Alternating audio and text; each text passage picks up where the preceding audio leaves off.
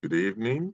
Welcome to Economics 330, City University of New York, Medgar Evers College.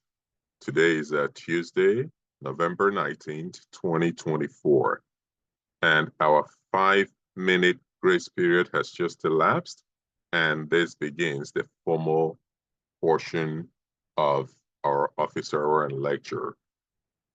In today's lecture, we will discuss the role of multinational corporations, or MNCs, in international trade relations. This topic is important, not the least because MNCs are responsible for a significant portion of goods that are involved in trade. In today's lecture, and indeed through your assessment for this week, we will discuss some of the pros and cons of multinational corporations, criticism and praise of MNCs. In particular, we will discuss MNCs in the context of international political economy theories and perspectives. And to fulfill these learning objectives, to fulfill these learning outcomes, your learning objectives for the week are as follows. So first is identify multinational corporations. A multinational corporation, or MNC, is a company that has business operations in at least one country other than its home country. By some definitions, MNCs also generate at least 25% of its revenue outside of its home country. Notably, some MNCs may have budgets that exceeds those of small countries. Many MNCs are based in developed nations, but they can have a positive economic impact on the countries in which it operates, especially as multinational companies can make direct investments in foreign countries. Advocates say MNCs create high-paying jobs and technologically advanced goods in countries that otherwise will not have access to such opportunities or goods. The next learning objective or learning objective for this week is to explain why multinational corporations are criticized for playing deleterious roles in host countries. Critics of these enterprises, MNCs that is, believe multinational corporations exert undue political influence over governments. They exploit developing nations and create job losses in their own home countries. The history of MNCs is linked with history of colonialism. Many of the first multinational companies were commissioned at the behest of European monarchs to conduct international expeditions. Before we get to the earlier versions of MNCs, I'd like to just take 1 second to unpack this argument that critics suggest that multinational corporations exploit developing nations and create job losses in their home countries. Obviously, earlier on, I had also mentioned that some multinational corporations have a market value that is larger than the GDP of some developing countries, often where they also do business. You can see the imbalance and in what would definitely be the power dynamics between such a huge MNC and a smaller country. And you can see how critics will suspect that in some cases, if not all, that MNCs may take advantage of the smaller country just because of their economic might. And typically, the MNCs are huge employers in these small countries, and the threat of really pulling up stakes and going somewhere else would upend the economies of these smaller countries. Oftentimes, as we will further discuss, and I think we've also discussed in previous classes, critics would also point out that the elite in smaller countries or peripheral countries or countries in the global south, peripheral countries or countries in the global south, that their elites are often in cahoots with the executives of multinational companies. The other argument is that multinationals can create job losses in their home country. Critics would argue that when multinationals pull up stakes and go set up their manufacturing in another country in the guise of chasing efficiency, that it creates economic disruptions in their home country and job dislocations. I think it's also fair to point out that it's likely that the multinational companies would argue that producing those goods and or services in their home country has simply become uncompetitive, and that the only way to continue to stay in business would be to produce those goods and services in a cost-competitive country. I think there might be a little bit of value in both arguments, and each case should be judged on its own merit. So back to the earlier MNCs, these include, among others, the East Indian Company, established in 1600. This British multinational enterprise took part in international trade and exploration and operated trading posts in India.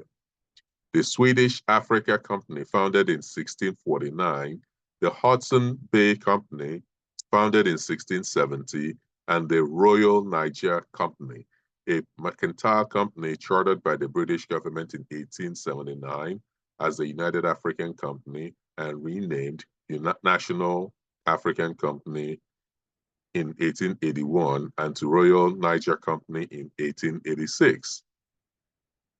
The next learning objective is to be able to discuss the role that multinational corporations play in the transfer of technology and trade in the world. To which I will say that multinational corporations play a crucial role in transfer of technology and trade in the world. By producing the same quality of goods at lower cost, multinational companies can reduce prices and increase the purchasing power of consumers worldwide. Remember the argument that I made that multinational corporations would argue that they pull up stakes and move to a lower cost country, often as a result of cost advantages or cost competitiveness. Fully fleshing out this argument would also suggest that because these goods and services are produced at a lower price point, that they would become, all things being equal, less expensive for the consumer, even in their native country, and thereby increasing the purchasing power of consumers within all their markets, including their home country. So, and again, this whole argument goes back to one of the key phrases that I had suggested in the previous class that I encourage everyone to write down and be able to work into the way you process information and your vocabulary. And this phrase is dialectical thinking, which is seeing both sides of an issue, then going on to explain the flip side of an issue, and then making a judgment as necessary to say unbalanced, right? So it's not just slapstick to say, well, companies are cold-hearted and that they pull up stakes and go to whatever country where they can seek advantages. The other flip side to the argument is that, well, when they do this, some of the cost savings are passed on to the consumer, and this increases purchasing power and reduces inflation. That's a counter argument. Again, each case has to be taken on its own merit. So, but, the other side of the ledger, there is a trade-off to globalization. The price of lower price is that domestic jobs move overseas, as I've mentioned. This can increase unemployment in the home country of multinational corporations and make it difficult for long-term employees in outsourced industries to find new jobs. Because if an industry is pulling up stakes and going somewhere else, and that's the kind of skills that is endemic to the local market, labor market, where those industries exist, being able to retrain a whole cohort of unemployed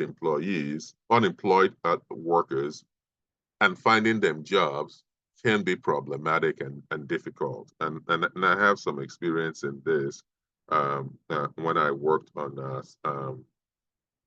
forget the name of the program at U.S. Economic Development Administration that is supposed to retrain workers and have them find new employment. The challenge that you face is that quite often there is a one-size-fits-all solution where, for instance, that a steel company packs up and moves overseas, and now you have, 1,000 odd unemployed former steel workers, and you train them all to now know how to fix HVAC.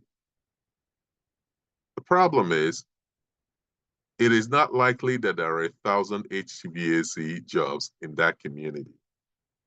And especially considering that many in that community have now become unemployed. So even if they had the need to hire an HVAC mechanic, they're unlikely to do so because they just simply can't afford it.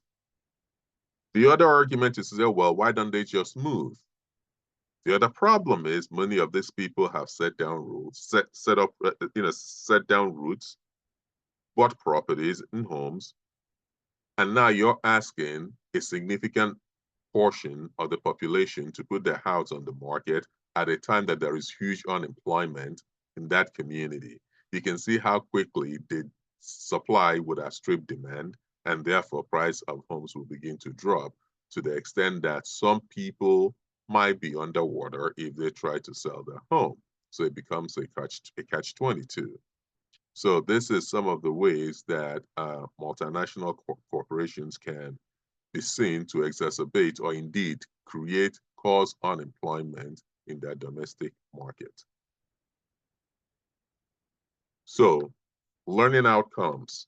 So, upon the end of this week, you should be able to differentiate between foreign direct investment control and portfolio investment, which we also call non-control.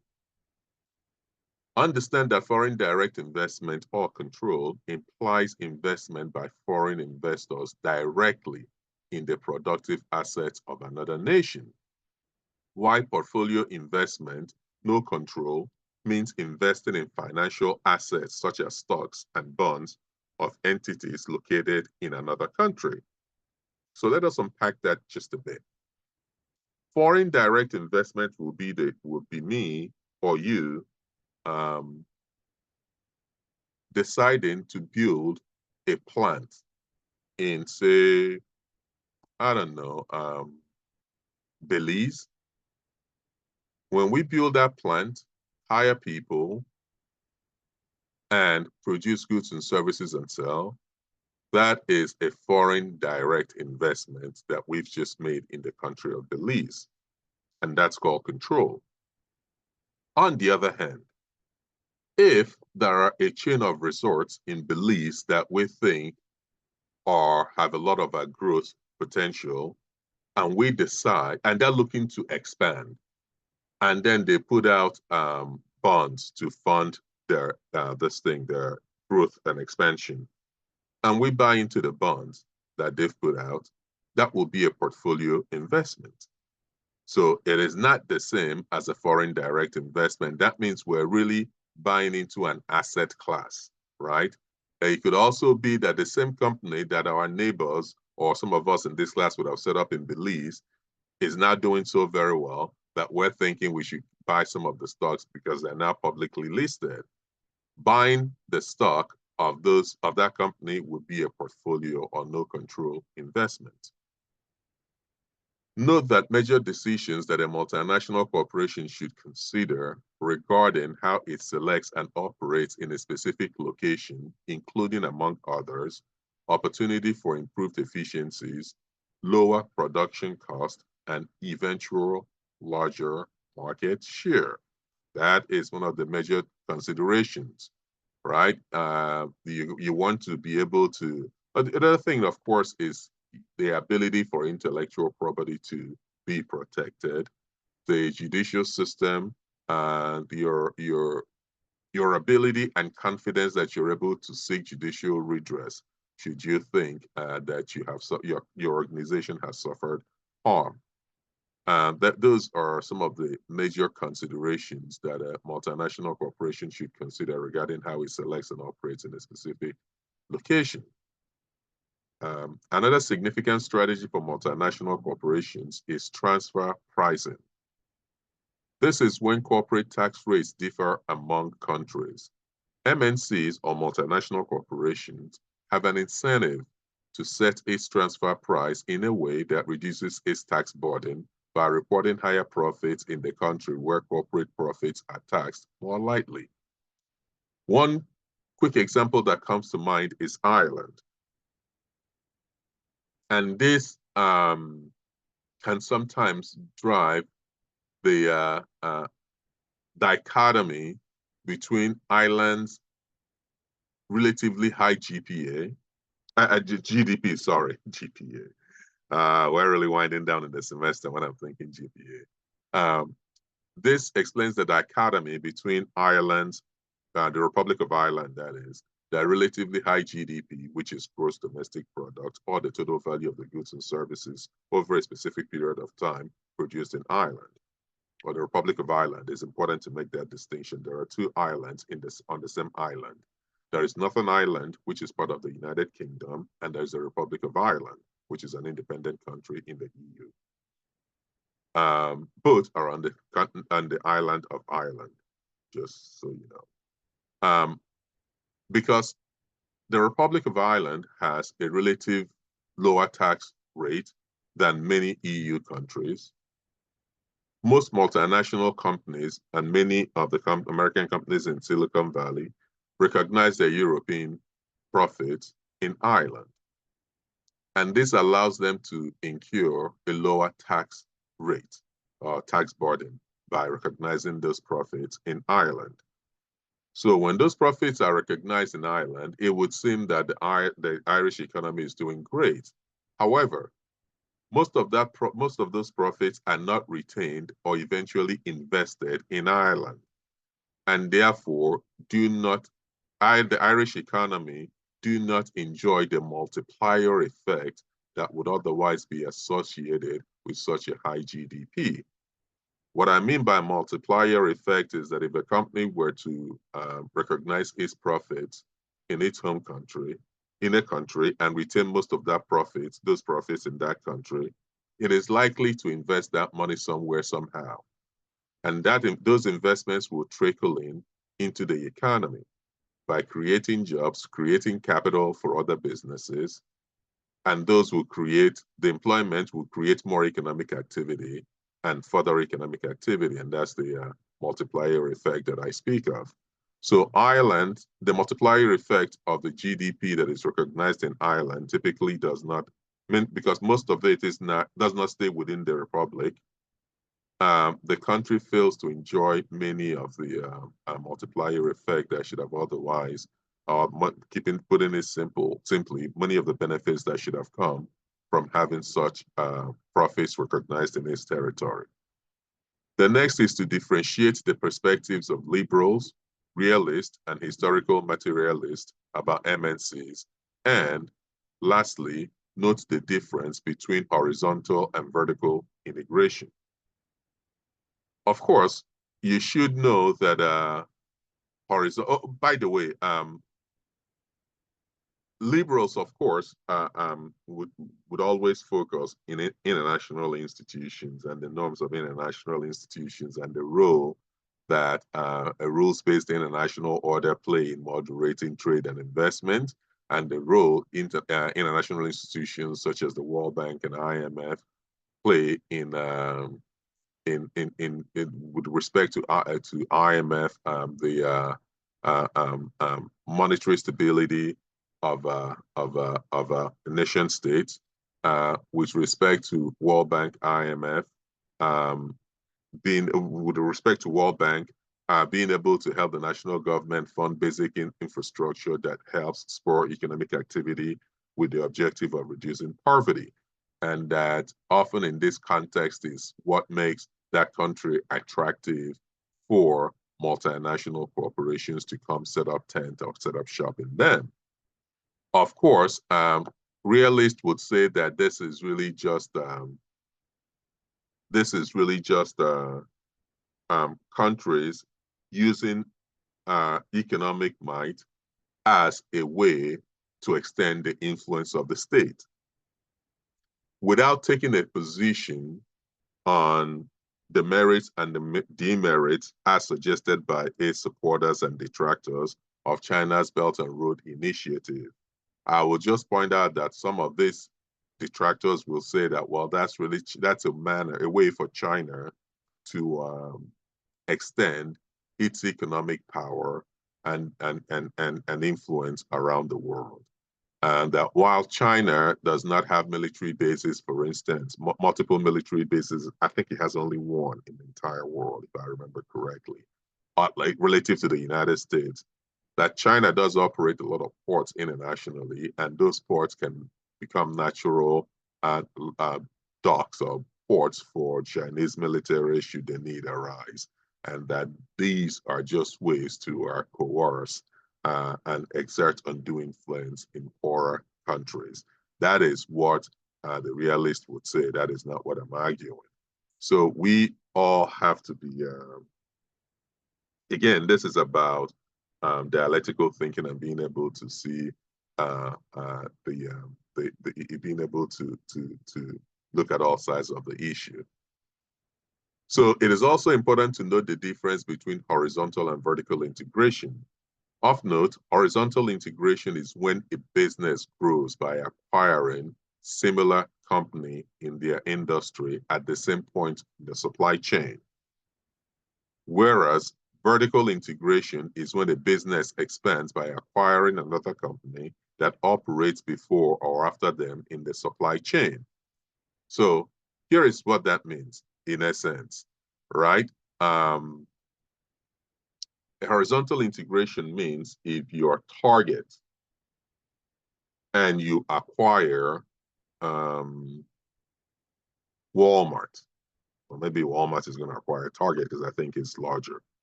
It will be a horizontal integration because what you're really just acquiring is more storefronts and more distribution channels. But if you're Walmart and you acquire